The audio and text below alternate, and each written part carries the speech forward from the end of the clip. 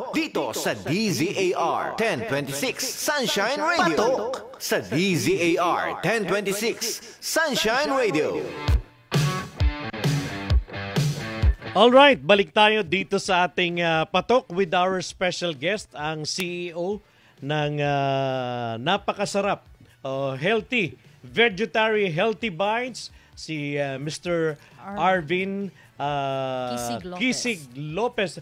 Pero partner Lilibet, yung mga messages na tinatanggap natin bago natin balikan si Sir Arvin. So basahin po muna natin yung mga isa sa mga viewers natin na nanood ngayon. At ito po yung mga comments nila. From Chiclet Abalo, dito tayo Mars, ano ang latest? Ganon. Si Ma'am Hermie naman, wow, ganda ng topic. Ganda ng topic ngayon, healthy. So, importante talaga na tayo ay maging healthy, mahirap magkasakit. Ano pa yung mga messages natin dyan? Ang ganda naman ng bagong... Okay. From Cherry Lynn, pa-shoutout naman, live watching here in Manila. Ayan. Hello, thank you for watching. Alright, meron pa ba? Anyway, Sir Arvin, balik tayo dito sa ating pinag-uusapan. Right now, hawak ko naman is the sweet corn na available din dito sa atin. Readily available din. So, tell us more about this sweet corn, Sir Alvin. Yes, sir. Bali, yun nga, during the pandemic, naisipan namin mag-create ng mga bagong flavors na gawa sa local ingredients. So, isa malapit ito kasi sa amin sa tabing probinsya namin like Batangas, and even here in Laguna meron mga farmers na sweet corn. So, and ako napakahilig ko naman po sa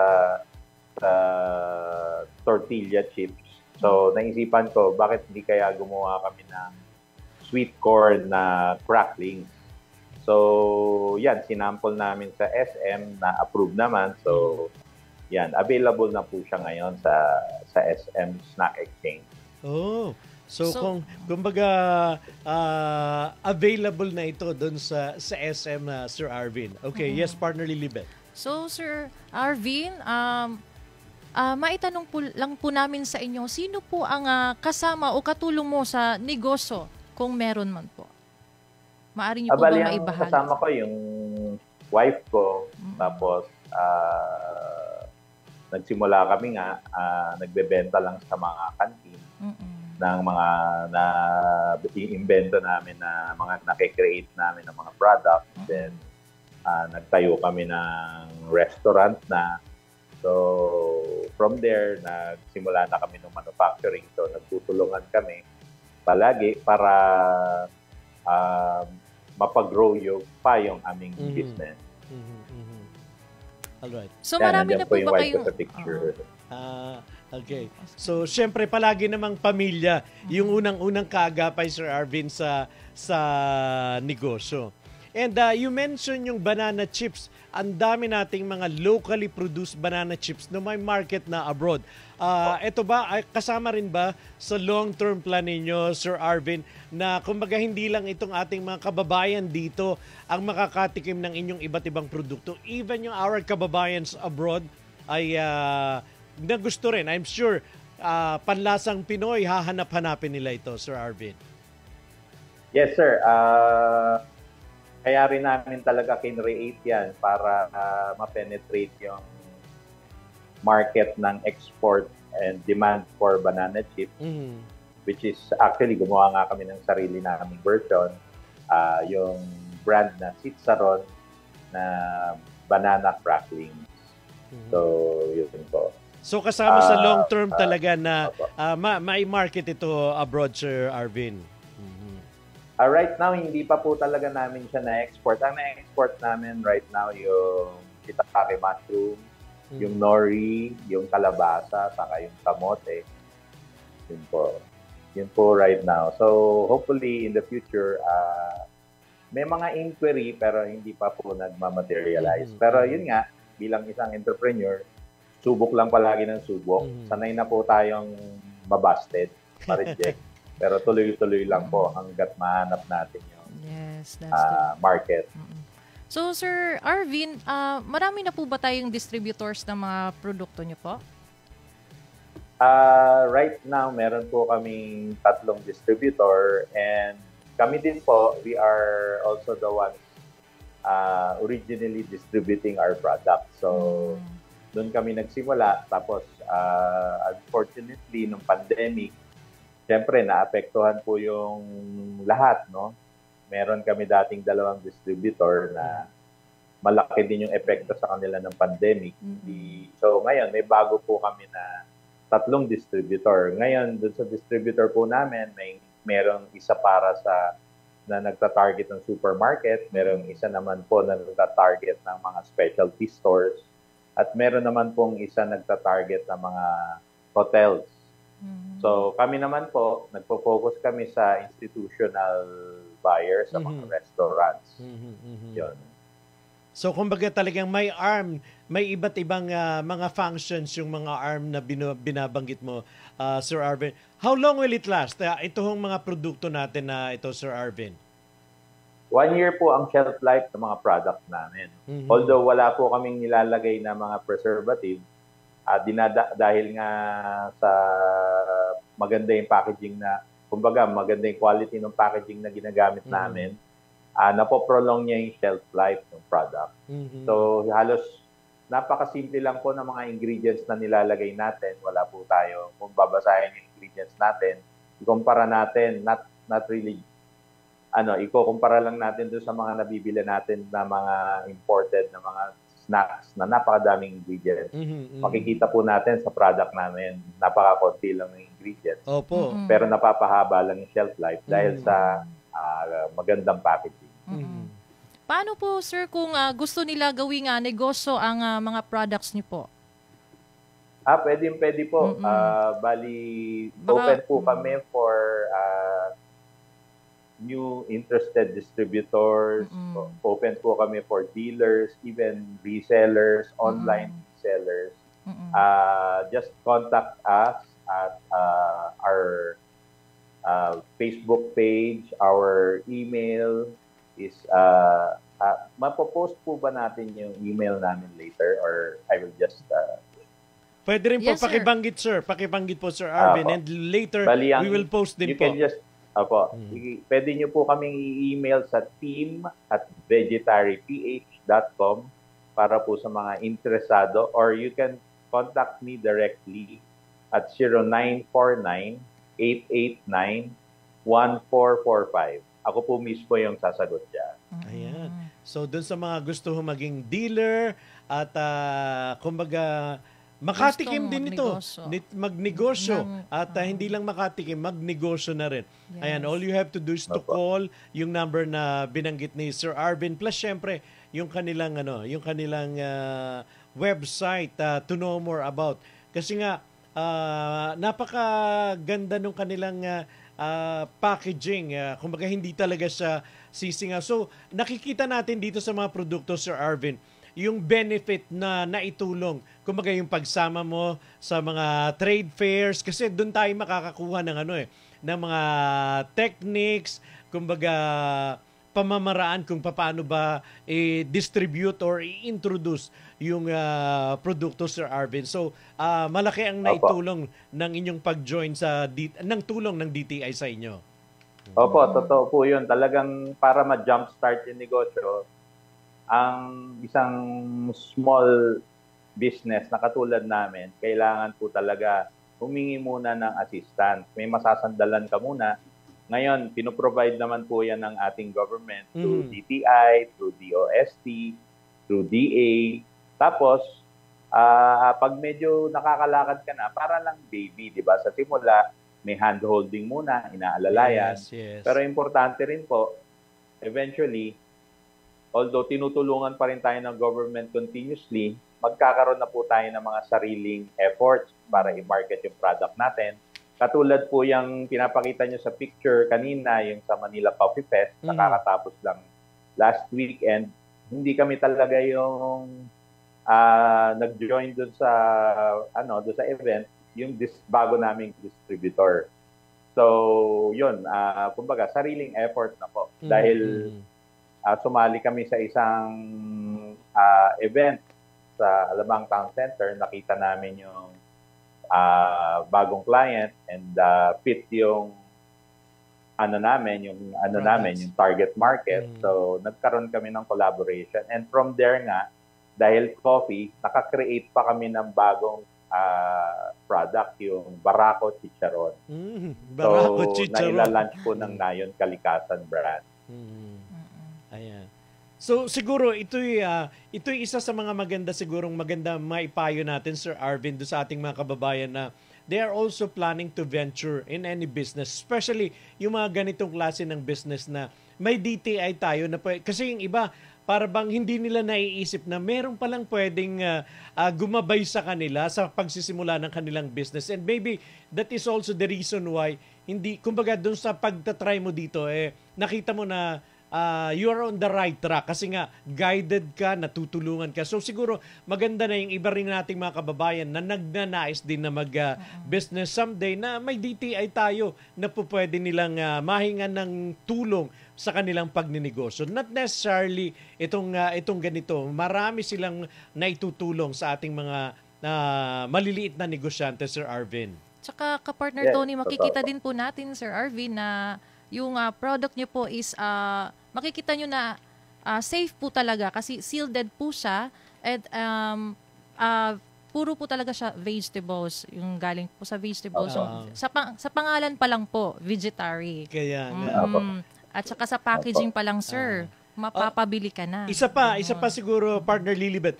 Sir Arvin, kasi maraming mga nanays ang ayaw nilang pakainin ng chichirya yung kanilang mga anak. Pero ito ay pwede nating i-recommenda even do sa mga bata nilang anak, Sir Arvin?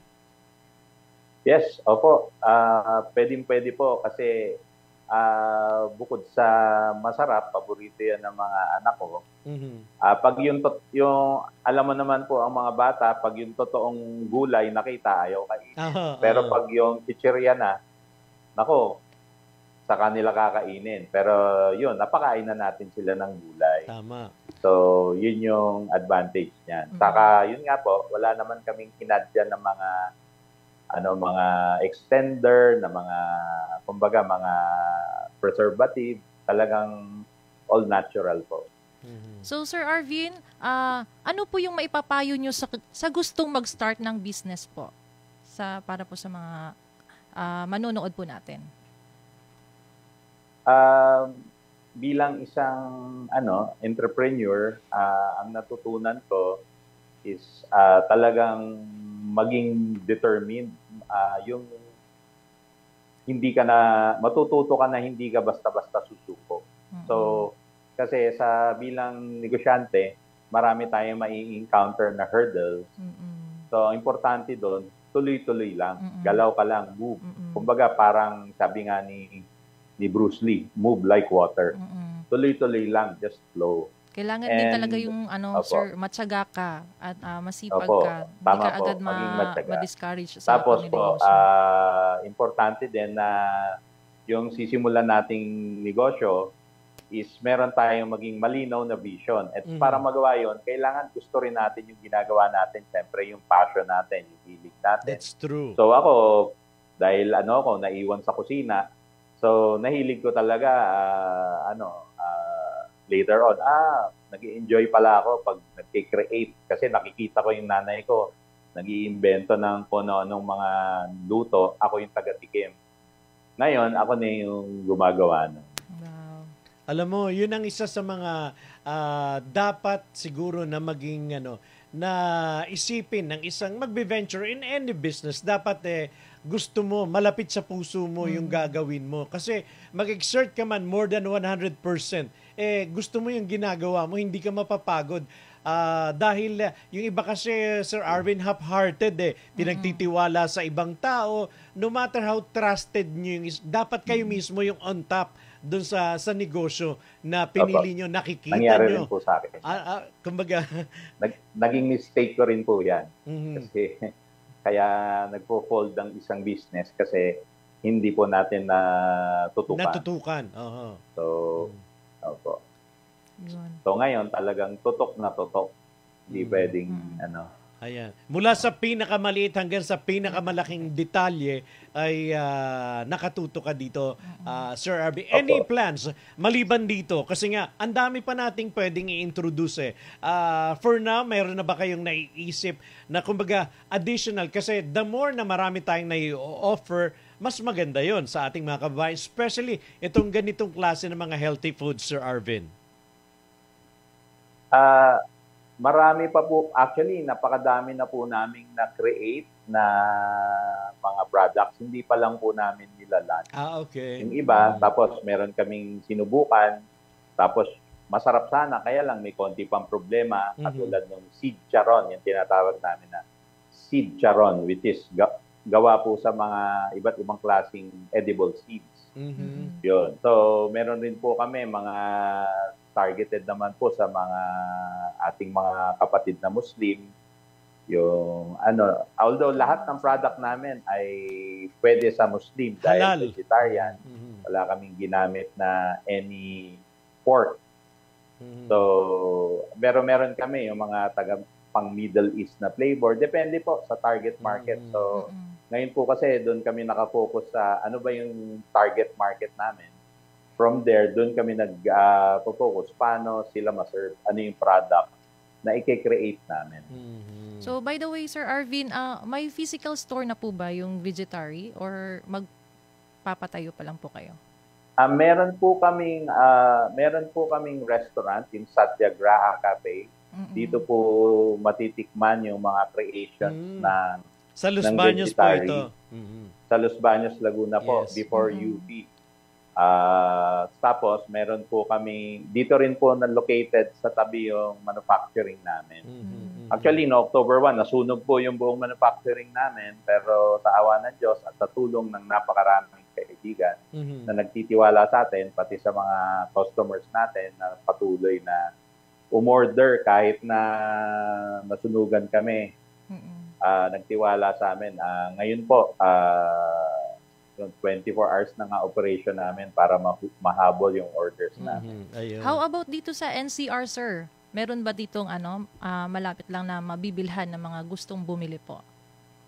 Meron po. Sa mga outlets po kami bali naka-focus pag-distribute. So, yung mga distributor namin, sir, saka kami, nagsusupply po kami sa all SM Snack Exchange outlets, sa department stores, at sa mga specialty stores like the Vegan Grocer. Tapos meron rin po kami sa All Green. Meron rin po kami sa Landers. Yun po. Tapos meron rin po kami sa mga pasalubong center. Meron rin po kami sa another. So hindi mahirap hanapin. Hindi mahirap hanapin. Opo. Sa Real Food, meron rin po kami sa May Alabang, sa Rockwell, sa BGC. So kahit nandito sila sa Manila. All right. Sabi nga, sa gulay nakasalalay ang tagumpay, 'di ba? Partner Lilibet, sa ating gabay sa tagumpay, may kaugnayan pa rin dito sa ating paksang pinag-uusapan sa pagninegosyo. Dapat ikay determinado at malinaw dapat ang direksyong tatahakin mo. I'm sure si Sir Arvin can attest to that na dapat talaga determinado ka at yung direksyon na tatahakin mo ay buo, kumbaga. Ayan ang ating gabay sa tagumpay. So, via online, pwede rin ba na orderin ito via online, Sir Arvin? Yes po. Available po kami sa Shopee and Lazada. Meron rin kaming mga resellers sa Shopee and Lazada. Pag tinype lang po nila yung pangalan ng brand namin na Vegetary Healthy Bites or Vegetarian products, lalabas po yung mga resellers namin and our own online store sa Shopee and Lazada. Ayan. Well said, Sir Arvin. Nowadays, ito ang kailangan natin. Sa dami ng sakit na sumusulpot, kailangan natin yung mga healthy foods. Kumain tayo ng gulay at ang ganda nitong naisip nyo na, 'di ba, totoo, especially yung mga kids natin ngayon, pag naghain ka ng gulay, talagang hindi nila kakainin, hindi nila yun ma-appreciate. Pero sa iba't ibang approach, dito nga po sa pagiging creative po ninyo, at least safe nilang kainin, gulay ito. So walang problema. Mamis, pwede ninyo itong pwede ninyo itong ipakain sa inyong mga kids nang hindi kayo magwo-worry na sobra yung alat, sobra yung tamis, something like that, Sir Arvin. Anyway, bago natin tapusin ito, Sir Arvin, we are giving you the floor to invite again yung mga viewers natin, yung mga listeners natin na maaring ngayon lang nila na-discover. Although, marami na yung nasubukan po ito. But just the same, dun sa mga hindi pa, anyayahan po ninyo sila na buksan, tikman, at tangkilikin ang inyong mga produkto. Opo, unang-una po sa lahat, napakalaking pasalamat po namin dito sa opportunity na binigay nyo sa amin para ma-showcase yung brand namin, Vegetary Healthy Bites. Maraming salamat po sa DZAR. And bali sa mga interesado po at mga gustong tumikim ng mga produkto namin, pwede nyo pong bilhin yung products namin sa all SM Snack Exchange outlets, all Green outlets, Landers outlets, sa The Vegan Grocer, Real Food, at marami pa pong mga pasalubong stores. And meron rin po kaming website, yung vegetaryph.com, para makita nyo po yung mga iba't ibang flavors ng product namin. Meron din po kaming Facebook page, Satyagraha Cafe and Restaurant. Meron rin po kaming Vegetary Healthy Bites Facebook page. Pwede nyo po kaming i-like and share. And your number, before we wind up, your Apo. number, Sir Arvin. Opo, you can contact me directly at 0949 0949 88 889 1445. 1445. Opo. Ayan. Thank you, Sir Arvin, sa inyong kwento. I'm sure, kasi yun naman talaga yung aming objective, Sir Arvin, na kumbaga maka-inspire tayo. Nowadays, di ba sabi nga, ang susi daw ng tagumpay ng isang tao, yung pagninegosyo. So sana ay yung tapang, yung determinasyon, ay nakuha nila, naka-inspire yung inyong kwento. And siguro sila din, kapartner Lilibet, ay meron ding natutunan. So sige lamang po, walang masama na sumubok, keep on trying. Hindi yung pagka nadapa ka ng minsan ayaw mo nang bumangon. Sige lang po, sabi nga ni Sir Arvin maraming trial and error yung kanyang ginawa, but still, hindi siya sumuko. So muli po ating natunghayan ang isa na namang kwento na puno po ng inspirasyon at pagpupursige. Nawa kayo po'y aming na-inspire sa kwento po ni Sir Arvin Kisig Lopez na nag-share po sa atin ng kanyang kwento, ng kanyang pinagdaanan sa buhay. Ako po ang inyong kapartner, Tony Cuevas. Maraming salamat po sa inyong lahat.